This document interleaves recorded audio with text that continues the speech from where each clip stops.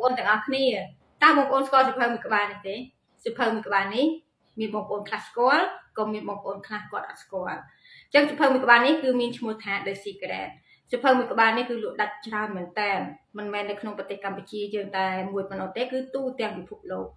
ហើយសៀវភៅមួយក្បាលនេះក៏អាចធ្វើឲ្យមនុស្សជាច្រើនផ្លាស់ប្ដូរជីវិតផងដែរពិសេសនៅខាងប៉ែកអឺរ៉ុបហើយថ្ងៃនេះបុស្បានឹងពំនាំវីដេអូ The Secret ដែលសម្រាយរឿងដោយលោកគ្រូតុនសុបិនមកចែករំលែកជូនបងប្អូននៅក្នុងវីដេអូ The Secret គឺមានបុគ្គលជាច្រើនដែលគាត់ទទួលបានលទ្ធផលជាមួយនឹងច្បាប់ទំនាញដែលយើងហៅថាច្បាប់ស្រុកទាញហ្នឹងណាបងប្អូនហ្នឹងហើយអញ្ចឹងបងប្អូនចង់ដឹងបងប្អូនទៅតាមដានជាមួយនឹងបុស្បាណាហើយទុកជាបទពិសោធន៍ទុកជាមេរៀនដែលបងប្អូនចង់អនុវត្តបងប្អូនយកទៅអនុវត្តទៅព្រោះអត់មានចំណាយថវិកានោះទេហើយក៏អាចធ្វើឲ្យបងប្អូនផ្លាស់ប្ដូរជីវិតផងដែរអញ្ចឹងបងប្អូនទាំងអស់គ្នាទៅតាមដានជាមួយនឹងបុស្បាមកបងប្អូនទាំងអស់គ្នាយូរបាទខ្ញុំនឹងធ្វើការ play បដាខ្ញុំនឹងបញ្យល់បន្ថែមទៅទងជាមួយនឹងកន្លែងណាដែលខ្ញុំគិតថាបាទបងប្អូនទាំងអស់គ្នាពិបាកនៅក្នុងការចាប់យកអីចឹងណាបាទអត់តោះកលិចាក់លោកហើយតំណែងរបស់យើងក៏មានបញ្ហាបាទចាំ play ខ្ញុំសូមបើកសំឡេងតិច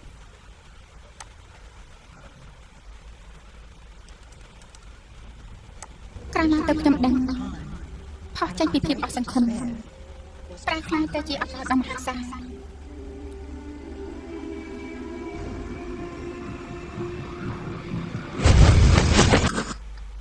បាទហើយនៅក្នុងខ្សែភាពយន្តមួយនេះបើសិនជាបងប្អូនទាំងអស់គ្នាបាទអត់បានយល់ទៅតងជាមួយនឹងច្បាប់នៃការស្រូបទាញទេបងប្អូនទាំងអស់គ្នាមកមើលវីដេអូមួយនេះគឺអត់ល្អមើលទេព្រោះវាមិនមែនជាលក្ខណៈវីដេអូបាទវាយកាប់ចាក់ឬក៏មនោសញ្ចេតនាអីនោះទេអញ្ចឹង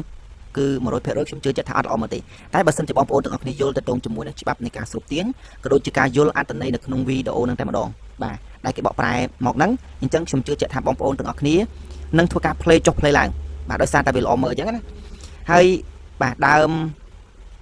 ដំបូងនេះគឺបាទបងប្អូនទាំងអស់គ្នានឹងឃើញបាទស្ត្រីម្នាក់ហើយគាត់ហ្នឹងគឺឈ្មោះថា Rhonda Byrne ដែលជាអ្នកផ្ដួចផ្ដើមនៅក្នុងការបាទរៀបចំវីដេអូនេះឡើងហើយសភៅផនគាត់ក៏មានដែរបាទសភៅផនគាត់ដែរបងប្អូនទាំងអស់គ្នាបា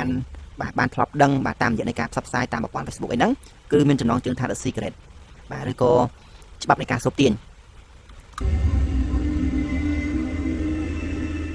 មួយឆ្នាំកន្លងផុតទៅជីវិតរបស់ខ្ញុំបាញ់ដួលនៅចំវិញខ្លួនរបស់ខ្ញុំធ្វើការរហូតដល់នេះហើយនៅសុខឪពុករបស់ខ្ញុំក៏លាចាក់លោកហើយតំណែងរបស់យើងក៏មានបញ្ហាបាទហើយបើសិនជាយើងក៏លេចមើលទៅតងជាមួយនឹងខ្សែភាពយន្តហ្នឹងក៏យើងឃើញថាដែលគាត់អាចបង្កើតបានទៅជាខ្សែភាពយន្តមួយហ្នឹងមិនមែននៅសុកគាត់អាចបង្កើតទៅជាខ្សែភាពយន្តមួយហ្នឹងទេគឺដោយសារតែគាត់ជួបទៅតងជាមួយនឹងបញ្ហាបាទដោយសារតែឪពុករបស់លោកស្រី Rhonda Byrne ហ្នឹងគាត់បានស្លាប់ហើយវាមិនមែនតែប៉ុណ្្នឹងទេខ្សែជីវិតផនគាត់ហ្នឹងវាមានរឿងរ៉ាវច្រើនទៀតបាទតាមដែលយើងដឹងទៅតងជាមួយនឹងការអានសភៅណាបាទគឺគាត់ជួបបញ្ហាផ្ទួនតែម្ដងអាហ្នឹងឯងគេឲ្យឈ្មោះថាគឺជាការ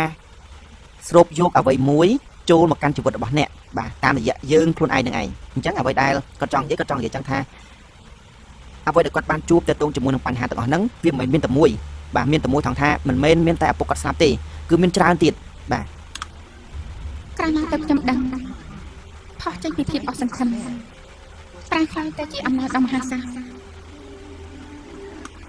បាទហើយកន្លែងនេះគឺពិសេសមែនទែនគាត់បាននិយាយថាបន្ទាប់ពីគាត់អស់សង្ឃឹមជាមួយនឹងខ្សែជីវិតផនគាត់បាទគាត់អស់សង្ឃឹមជាមួយនឹងខ្សែជីវិតផនគាត់ហ្នឹងប៉ុន្តែគាត់ទទួលបានកាដូមួយគឺគាត់បានជួបនឹងអាត់កំបាំងមួយយ៉ាងបាទពិសេសមែនទែនហើយអាត់កំបាំងនោះគឺនឹងគឺបងប្អូនទាំងអស់គ្នានឹងដឹងបាទនៅខាងមុខទៀត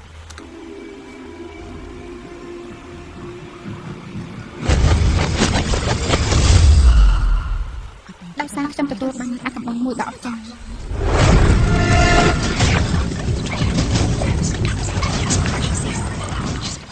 បាទបងប្អូនទាំងអស់គ្នាប្រហែលជាអានអក្សរកន្លែងមិញដាច់ណាបាទ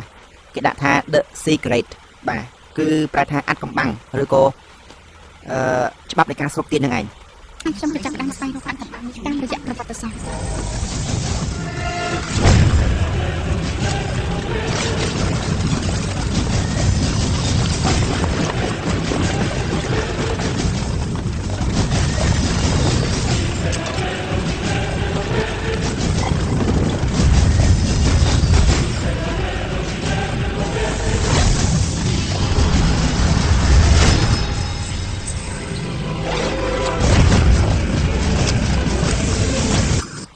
បានចឹងនៅកន្លែងក្បាលកសែតហ្នឹងប្រហែលជាបងប្អូនទាំងអស់គ្នា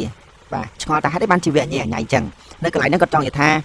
ជំនួសឲ្យការដែលគាត់បាត់បង់អ្វីគ្រប់យ៉ាងក៏ដូចជាឆ្លងកាត់ជាមួយនឹងខ្សែជីវិតផងគាត់ហ្នឹងបាទវាពិបាកពេកអញ្ចឹងគាត់មានគំនិតមួយថាតើគួរធ្វើយ៉ាងម៉េចដើម្បីឲ្យខ្សែជីវិតផងគាត់ហ្នឹងល្អប្រសើរឡើងវិញ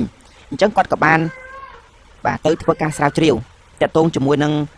បាទប្រវត្តិសាស្ត្រផ្សេងៗដើម្បីធ្វើឲ្យជីវិតផងគាត់ហ្នឹងរកឃើញកន្លែងណាមួយដែលនឹងអាចផ្លាស់ប្ដូរកែប្រែបាទខ្សែជីវិតផងគាត់ទាំងមូលនឹងតែម្ដងបាទតោះមើលទៀត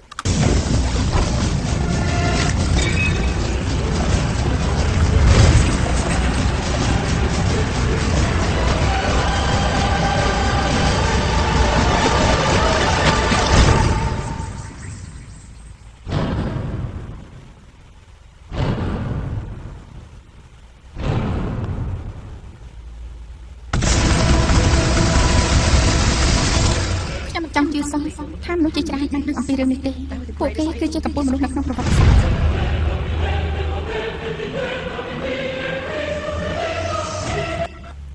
បាទបើយើងកលេចមើលកន្លែងនេះគឺស្តែកំពូលបាទកំពូលមនុស្សហើយបាទគឺមានលោកបាទដូចជាអ៊ីសាក់ញូតុនហើយនិងលោកអាប៊ឺតអានស្តិនហើយមានមិញដូចជាឃើញលោកអេនទ្រូខូណាគីគឺមហាសិទ្ធិដាច់ថែបបាទអញ្ចឹងនៅកន្លែងហ្នឹងគាត់ចង់និយាយថាចេះគាត់ចង់និយាយថាមិននឹកស្មានថាបុគ្គលទាំងអស់ហ្នឹងដែលគាត់ទទួលបានភាពជោគជ័យដូចគ្នាហ្នឹងគឺមានអាត់កំបាំងតែមួយទេបាទអញ្ចឹងអាត់កំបាំងហ្នឹងគឺគាត់កំពុងតែធ្វើការបរិយាយនៅក្នុងបាទវីដេអូមួយហ្នឹងតែម្ដង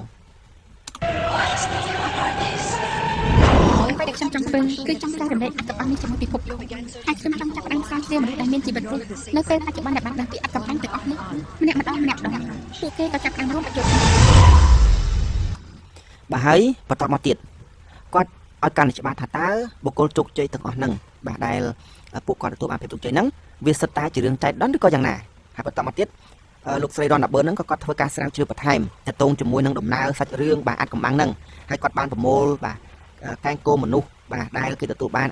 សន្ទុះដែលគេទទួលបានភាពជោគជ័យនៅក្នុងជីវិតហ្នឹងបាទមកធ្វើការផ្គុំចូលគ្នាដើម្បីធ្វើការសម្ភាសអីចឹងណាសម្ភាសឧទាហរណ៍ថាសួរទាក់ទងជាមួយនឹងដើមហេតុបាទនៃភាពជោគជ័យភាពបរាជ័យចឹងទៅហើយបន្តមកទៀតក៏គាត់ដឹងថាអូ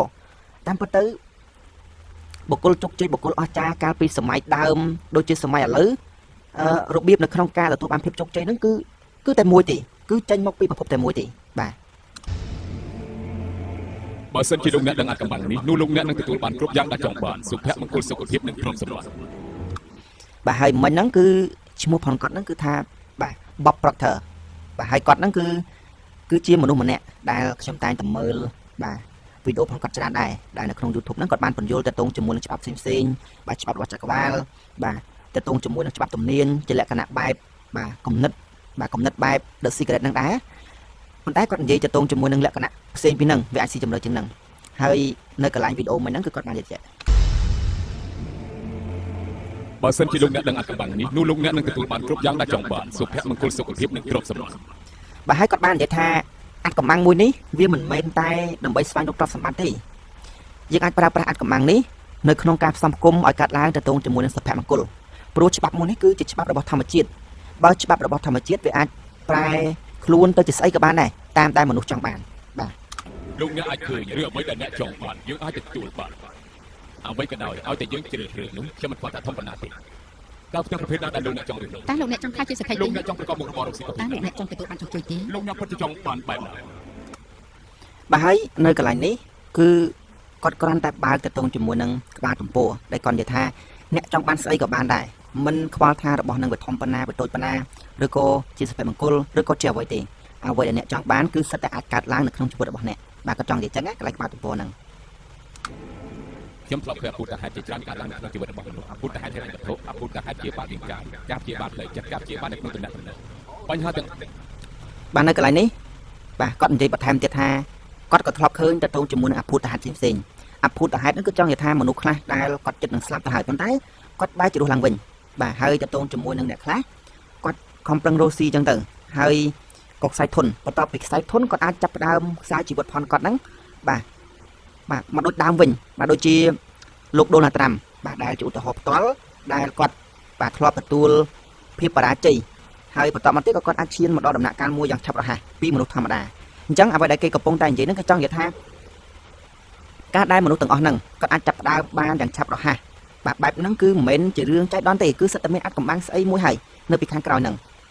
ទាំងអស់នេះវាកើតឡើងដោយសារតែយើងដឹងពីរបៀបនៃការប្រើអត្ថន័យនេះគឺជាអត្តកម្មកម្ពុជារបស់ជីវិត អាចកំបាំងរឿងនោះគ្រប់បញ្ហាទីក្នុង